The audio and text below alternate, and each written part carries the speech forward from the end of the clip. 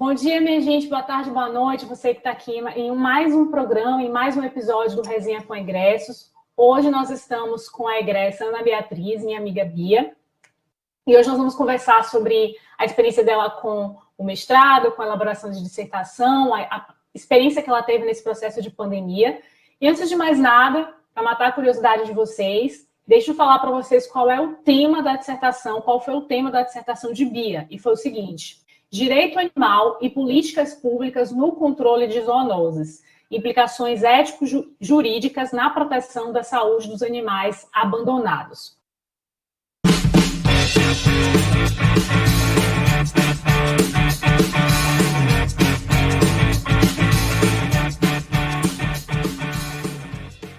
Vamos lá. Olá. Por que você resolveu... Olá. Me diga uma coisa, por que você resolveu fazer mestrado? Qual foi a sua inclinação para fazer mestrado? Primeiro, bom dia, boa tarde, boa noite, eu não sei que horário vocês vão assistir, mas, então, já respondendo a sua pergunta, Sara, minha colega, e Luísa também, que está aqui presente, então, respondendo já a sua pergunta, a minha inclinação para aprofundar minha pesquisa, na verdade, foi um aprofundamento da minha pesquisa, porque eu já tenho interesse, já sempre tive interesse, tanto pelo tema do direito animal, como o direito da saúde, e principalmente no tocante à saúde pública. O tema do direito animal é um tema que afeta a mim, assim, tanto academicamente como pessoalmente. Então, envolve a minha vida mesmo, minha ligação com os animais, e aí eu pensei, por que não juntar a minha paixão, tanto pelo direito animal, como também pelo estudo, né, da saúde, do direito à saúde, juntar esses dois temas que antes eu enxergava como coisas separadas e distintas, mas que após a minha pesquisa, após o meu estudo desenvolvido desde a graduação, eu percebi que tem, na verdade, uma ligação muito forte e que eles podem, sim, caminhar juntos, aliás, devem caminhar juntos, e que isso tem ficado mais claro cada vez mais hoje com as pesquisas científicas, né, não só no âmbito do direito, mas das ciências, das outras ciências, que a saúde animal e a saúde humana, elas estão ligadas, sim. Então, por esse motivo, eu resolvi levar a pesquisa para o mestrado, como uma possibilidade de me aprofundar, de aprender mais também, a partir do meu orientador, que é uma referência dentro do direito animal, e por esse motivo eu decidi escrever a dissertação com esse tema e levando esse título. Sim, então foi uma espécie de aprofundamento em algo que você sempre gostou e você viu a área da pesquisa como uma forma de você poder exercer isso. Com certeza, eu acho que a escolha do nosso tema dentro do mestrado, ele tem que ter uma vocação, algo pessoal também que a gente leve, não somente um interesse jurídico, digamos assim, porque no mestrado a gente vai ler muito sobre aquilo, vai escrever muito sobre aquilo, vai viver, e foi isso que aconteceu comigo, acho que com todas nós, que a gente viveu o nosso tema durante todo o período do mestrado, e assim, querendo ou não, todos os dias das nossas vidas, nesse período, esse tema era abordado, era pensado, era pesquisado. Então, como é algo que você faz diariamente, eu acredito que deve ter uma paixão pessoal também na escolha do tema e durante a escrita. Pronto. Bia, como minha colega, né, eu, você, Luísa, nós, enquanto colegas, nós passamos pela experiência de finalizarmos o nosso mestrado, nosso segundo ano, em um período de pandemia. E nós já compartilhamos aqui em outros episódios como foram as nossas experiências, como nós reagimos a isso. Eu queria saber de você, como que foi para você finalizar o mestrado, né, em um período de pandemia? Olha, eu acho que todo mundo deve imaginar que não foi fácil, principalmente por a gente não ter o contato ali pessoal com os nossos colegas, né, e aí ter aquele apoio que no final desse processo a gente sempre busca, e é um final que, por mais que a gente se organize, sempre não sei exatamente para os outros, mas para mim foi corrido, então foi muito intenso, muito corrido, de certa forma é estressante, porque o processo ele já demanda muita responsabilidade nossa, e durante a pandemia a gente passou por uma espécie de um estresse a mais, né, um período onde nossas emoções e a própria ansiedade, acho que falou mais alto do que o normal, então não foi fácil. No entanto, o fato de a gente ter essa possibilidade de fazer no online, eu acredito que tenha ajudado bastante, né? E eu vejo como uma forma até nova de se pensar, e a gente está vendo que nós temos, por exemplo, agora esse quadro, e que foi uma possibilidade que foi trazida dentro do contexto da pandemia, que saiu dentro do contexto da pandemia.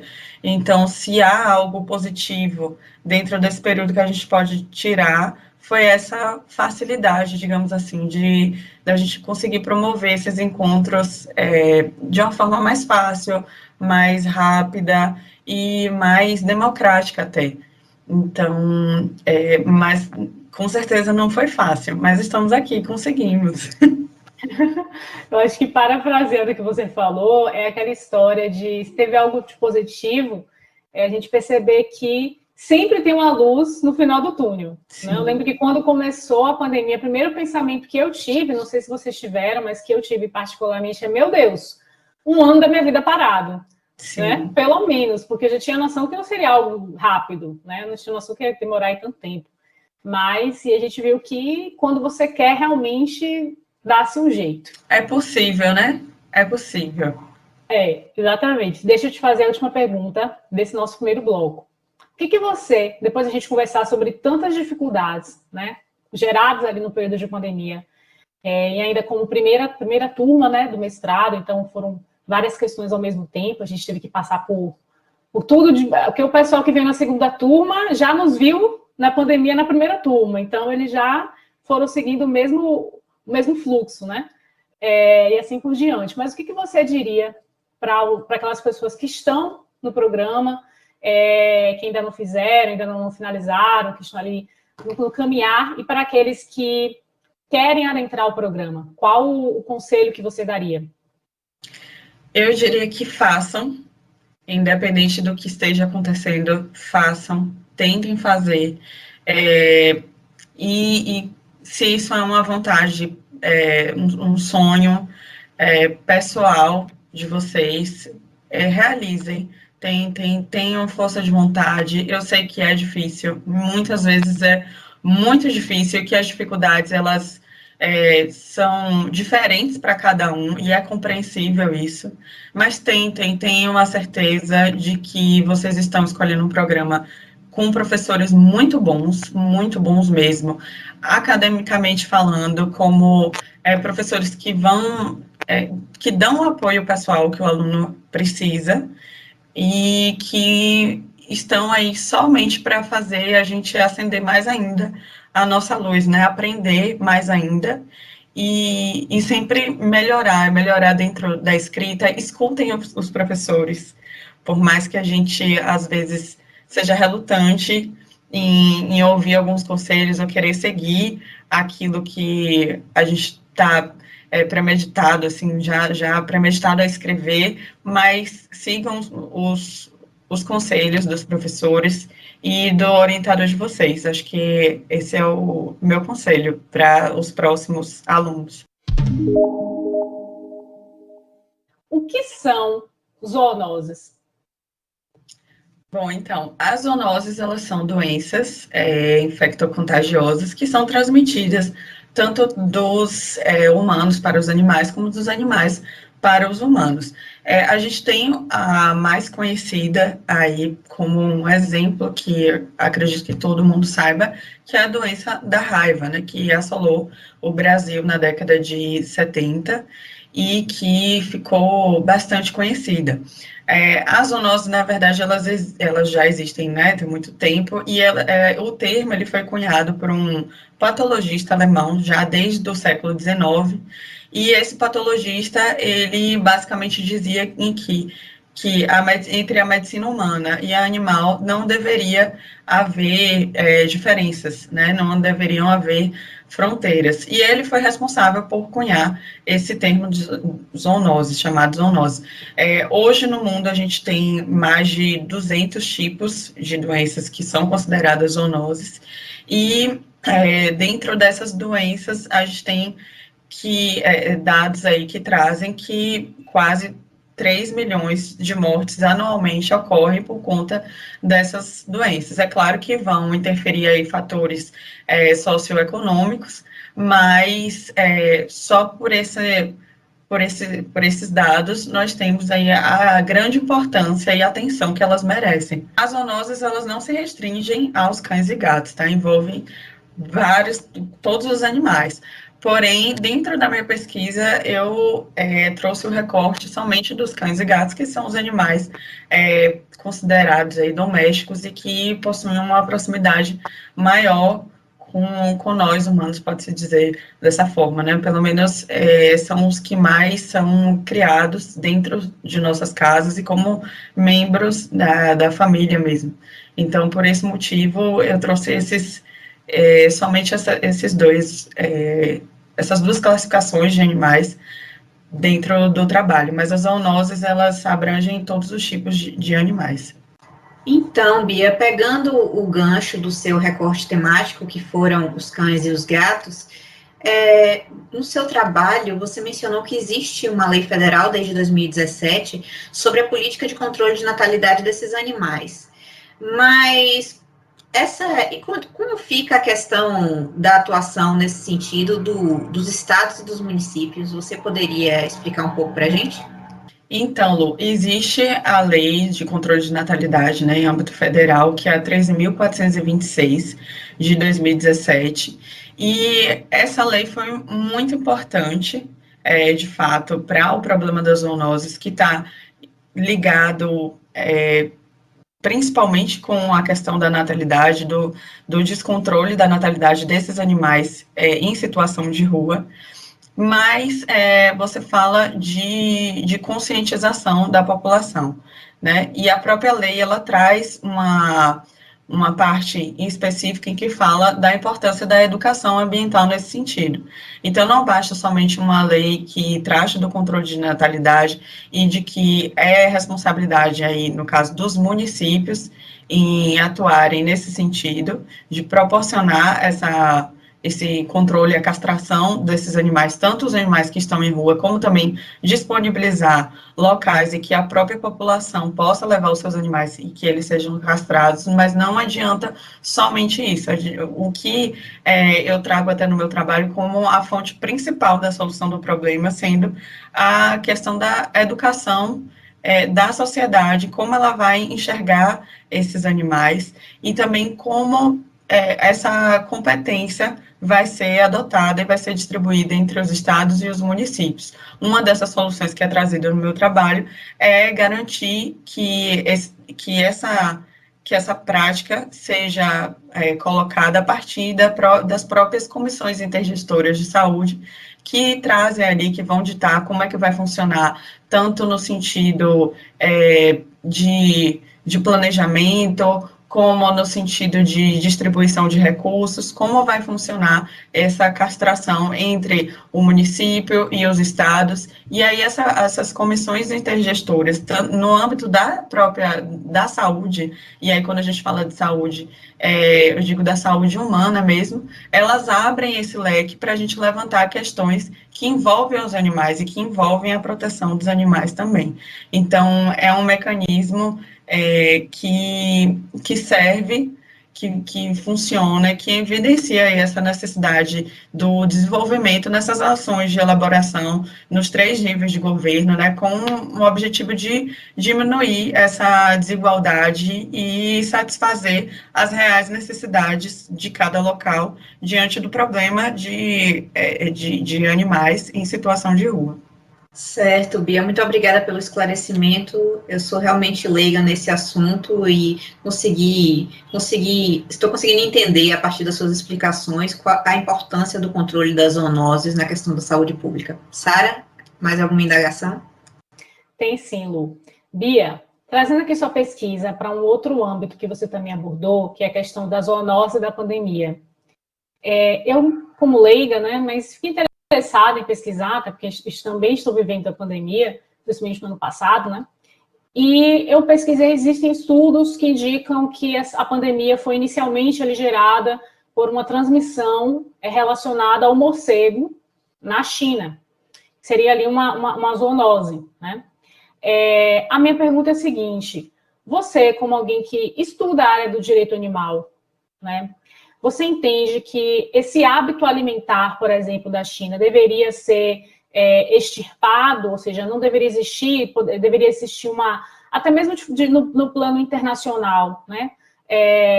Determinar que certos tipos de alimentos não deveriam ser comestíveis, né? Certos tipos de alimentos, certos tipos de animais não deveriam ser comestíveis, ou você entende que realmente no âmbito de inviabilizar qualquer tipo de alimentação por parte do animal, você tem uma perspectiva mais levada para esse âmbito do inviabilizar, mas do veganismo, do vegetarianismo, me perdoe por ser leiga, ou você entende que deve existir a possibilidade de se alimentar, mas certos alimentos não? Porque nessas minhas pesquisas eu verifiquei que os chineses, eles não tinham hábito, eles adquiriram o hábito lá atrás, na época da revolução do Mao Tse Tung, né? E eles passaram por várias provações, privações alimentares e tiveram que se alimentar, né? A parte pobre da China teve que se alimentar desse tipo de alimento. E aí, como que você vê essa questão social, né, juntamente com uma questão internacional? Porque não influencia apenas eles, influenciam a todos, né, no mundo inteiro. A pandemia não fica restrita ali, né? Então, e já se tem outros animais também sendo vistos com possibilidade daqui a tantos anos, uma nova pandemia. Eu fico pensando assim, como que a gente resolve isso? Existe uma forma? O que você acha? Então, na sua pergunta, eu já vou usar a sua pergunta, uma fala que você utilizou na sua pergunta como resposta, que isso tudo também vem de uma construção social, né, de um comportamento social. Então, cada sociedade ali, ela vai enxergar os animais como ou um instrumento de trabalho, ou como alimentação, e cada sociedade vai criar vínculos com esses animais de formas diferentes.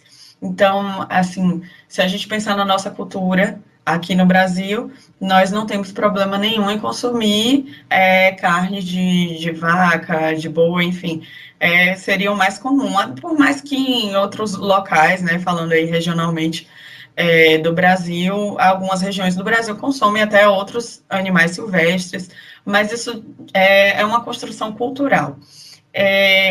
Existem, sim, correntes aí do veganismo, do vegetarianismo, eu mesma sou vegetariana, mas eu sempre digo que não acredito que seja possível impor nenhum comportamento a nós seres humanos. Abrir mão de comportamentos, principalmente no que tange ao comportamento da alimentação, né, abrir mão disso é algo que eu acredito particularmente que deve ser uma escolha pessoal. Se a pandemia veio, de fato, dessa situação que ocorreu lá na China, do consumo desses animais, é uma possibilidade, sim, mas que não é algo que foi provado até então, né, e que eu acredito que só vai se trazer e se ter, de fato, uma conclusão daqui a alguns anos, ou talvez nunca. Mas que o consumo de animais interfere na saúde do planeta é quase que inegável. Então, com relação a isso, eu acredito que não seja possível, talvez, pelo menos por enquanto, como a gente se encontra, né, socialmente falando, abrir mão de 100% desse consumo animal.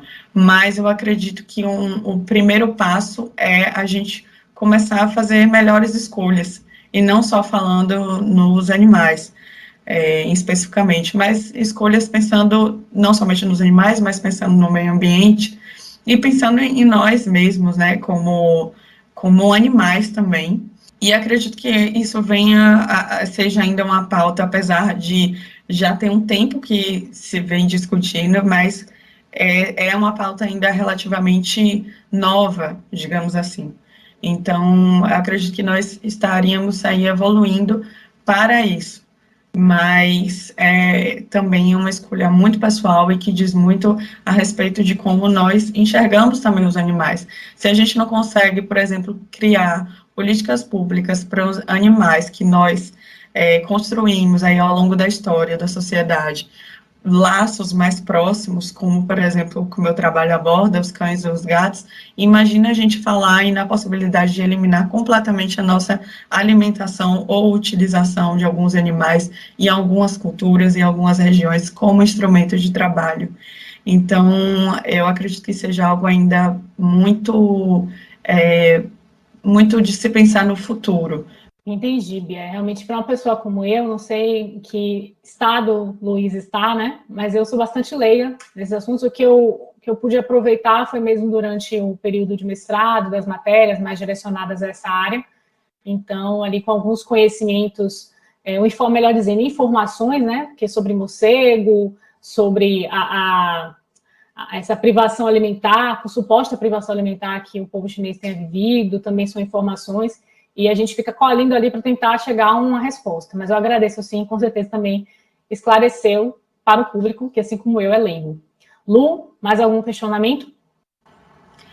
Eu tenho. Deixa eu aproveitar aqui que eu quero aprender o máximo possível desse tema aqui, que realmente me interessa. Eu sou uma pessoa amante dos animais, assim como o Bia, e acredito que Sara também. Bia, a minha indagação, enquanto eu lia seu trabalho, é a seguinte: muitas vezes os órgãos públicos ficam inertes. Em repartições públicas grandes, como nós temos o centro administrativo, aqui na Paralela, existem animais de rua vagando. Você vê gatos, você vê cachorros, você vê esses animais, às vezes, até dentro das próprias dependências da repartição pública, não só na frente ou enfim, nas imediações. Então, eu queria saber se o seu trabalho responde a seguinte indagação: se o próprio poder público não consegue resolver a questão da castração dos animais errantes nas suas dependências, como é que ele vai fazer para alcançar locais que, enfim, que não tem nem um sistema de saúde decente para as pessoas, quanto mais para os animais? Bom, então, Lu, você falou assim, se nas próprias repartições públicas há animais abandonados. Aí eu vou levantar um ponto aqui que eu sempre falo quando eu vou abordar o tema, e que eu falo também na dissertação, e que existe uma espécie de cegueira social com relação à causa animal. E isso se dá devido a justamente o que você falou, diversos outros problemas que nossa sociedade exige, né, atenção também, como a fome, a saúde. Então, a causa animal, ela acaba sendo deixada, eu não digo nem de segundo plano, mas terceiro, quarto plano. E muitas pessoas confundem também a diferença entre o direito animal e o direito ambiental. E a causa animal, ela não está necessariamente, ela está, digamos assim, ela nasce do direito ambiental, mas ela é uma espécie separada, né, do direito ambiental. Então, quando a gente fala do direito animal, ele ainda é visto com mais preconceito ainda do que o próprio direito ambiental. Então, a questão da natalidade, do controle desses animais, tanto nas repartições públicas, do recolhimento desses animais, ele vai muito além somente dos métodos científicos, né? Ele vai aí para essa questão de olhar para o animal, de buscar essas outras soluções, que seriam, por exemplo, a adoção de chipagem nos animais, não só do controle de natalidade, mas de abordar o Instituto da Guarda Responsável dentro das comunidades, né, trazendo até dentro das escolas que o Instituto da Guarda Responsável, ela já é um instituto em que você enxerga um animal de uma forma não como um objeto. Então, isso já significa uma mudança de perspectiva nesse sentido. Então, seria por aí, né? A questão estaria dentro desse problema, digamos assim. A gente tem tantas outras questões, por que abordar o direito animal com tanta preocupação? Acontece que o direito animal e os animais, eles estão aí. Eles são uma pauta relativa, inclusive extremamente relevante para a própria saúde humana, principalmente quando a gente fala de zoonoses. Então, acho que é isso. Não sei se eu respondi sua pergunta, mas acho que é isso. Respondeu sim, Bia. É aquela história, né? No final das contas, está tudo conectado e a gente não pode ficar deixando a pauta do direito dos animais para segundo plano. É uma coisa que também precisa ser discutida, apesar de que ainda existe muito preconceito sobre o assunto. Sara, mais alguma pergunta sobre o trabalho de Bia? Tem sim, Lu. Mais uma para a gente finalizar esse bloco. Bia, existe alguma penalização, alguma punição para os donos, né? Porque até então o nosso Código Civil trata como propriedade, né? Para os donos dos animais, desses animais que são abandonados no âmbito civil, no âmbito criminal, existe alguma punição? Ou você entende que deveria existir se não existe? Como que você pensa esse assunto? Olha, então, a gente tem hoje como fazer denúncias através de delegacias comuns ou delegacias especializadas, que hoje já existem, delegacias especializadas, ou até mesmo no próprio Conselho Regional de Medicina Veterinária, se for alguma questão que envolva, né, a prática de médicos veterinários. E aí eu trago que o Ministério Público, ele tem um papel de extrema importância e relevância no trabalho da proteção dos animais. Então, o Ministério Público, ele funciona aí na condição de substituto processual da sociedade, né, e ele vai promover, ou por meio do inquérito civil ou da ação civil pública, a proteção ao meio ambiente. E ao meio ambiente porque os animais estão são considerados dentro do papel do Ministério Público em proteger o meio ambiente. Então, quando eu vejo um animal abandonado, eu não sou ONG, não sou Ministério Público, eu fui no Ministério Público, mas aí nada foi feito, ou eu não quero denunciar porque eu tenho medo do que pode acontecer, o que acontece muito, né?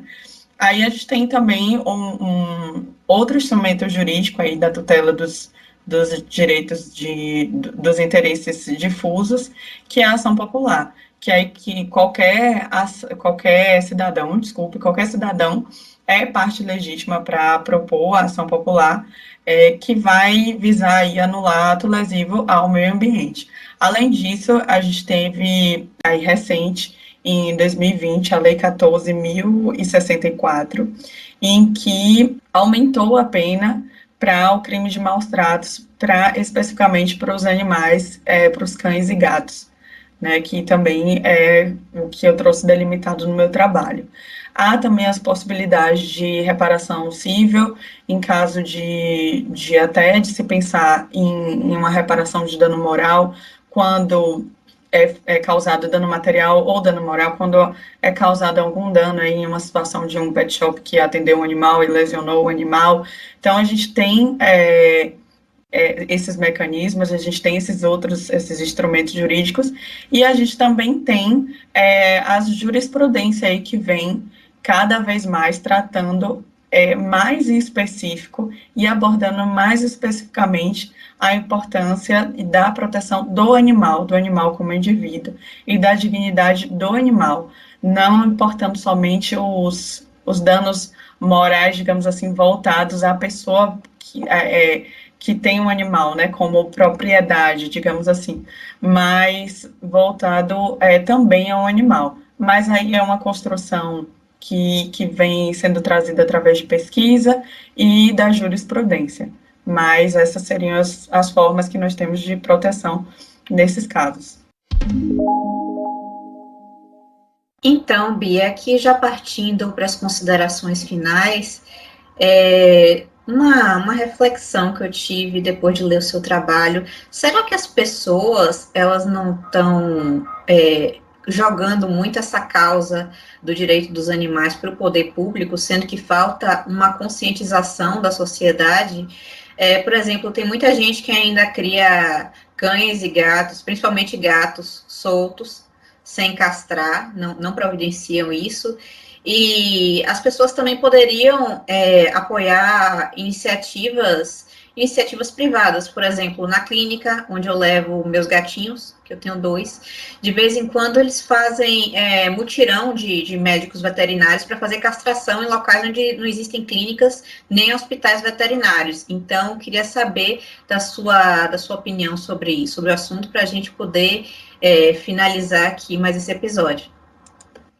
Então, Lu, a gente tem, então, por exemplo, o terceiro setor aí apresentando-se como um papel fundamental na solução desse problema, né? Então, a gente temos as ONGs, temos os protetores independentes, que eles fazem frente aí ao problema, fazem o recolhimento desses animais de rua, proporcionam tanto o tratamento veterinário, medicamentoso, como buscam o lar temporário desses animais, objetivando aí a adoção desses animais e proporcionam esse programa, né? Fazem um programa de busca para adoção desses animais em situação de rua, que antes se encontravam em situação de rua. Então, você vê que é necessário reformular o papel de nós, né, quanto à sociedade, criando aí padrões de comportamento, construindo a concepção, eu acredito que através da ideia da cidadania, né, a partir de que se tem um animal, a partir do momento que você adquire o animal, você tem obrigações com esse animal. A aquisição do animal, ele vem com a responsabilidade social, com a responsabilidade com o meio ambiente, e com a ideia de respeito e tutela desse animal. Você passa a ser guardião do animal, não dono, né, daquele objeto. No animal não há um objeto. Então, há necessidade dessa reformulação, dessa consciência social, e essa reformulação, ela também é feita principalmente pelas ONGs e pelos protetores independentes, que cada vez mais vêm aí contaminando, digamos assim, a sociedade, né, e o comportamento das pessoas.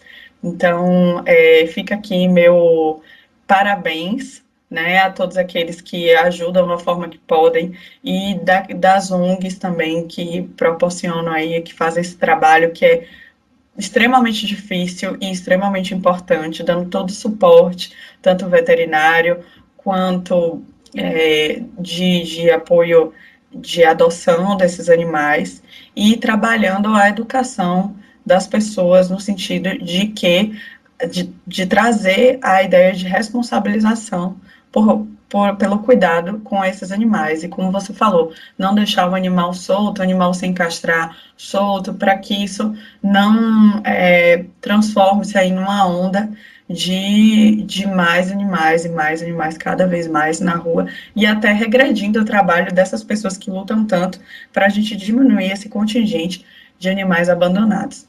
Então, acho que fica aqui minha conclusão, meu agradecimento a vocês também por estarem abordando esse tema aqui, e a todos os protetores e a todas as ONGs que trabalham nesse sentido, como todos aqueles também políticos que estão aí envolvidos na causa, que a gente sabe que tem muita gente que brinca com o tema, mas tem muita gente que leva a sério também o problema e a situação. Então, é isso. Obrigada. A gente que agradece a você, Bia, pela participação em mais esse episódio do Resenha com Egressos. Obrigada também, Sara, por dividir comigo a apresentação desse episódio hoje.